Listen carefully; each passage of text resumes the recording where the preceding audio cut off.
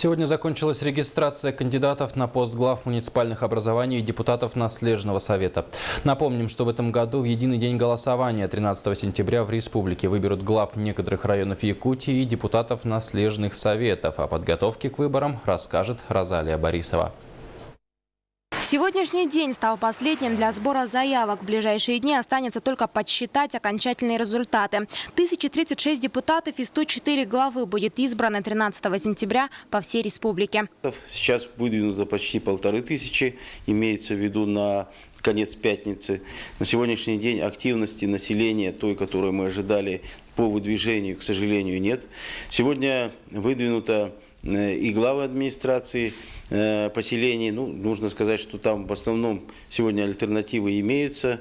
В большинстве муниципальных образований выдвинуто от 2 до 7 кандидатур на главы поселений. Самая низкая активность замечена в Алданском, Горном, Сунтарском, Таттинском и Вилюйском районах. Здесь кандидатов выдвинуто меньше всего. В Вилюйске выборы должны пройти в 7 наслегах и в 2 округах города Вилюйск.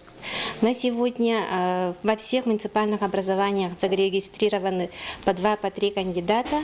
И в Чечунском наслеге у нас зарегистрировано 8 кандидатов на глав муниципальных образований.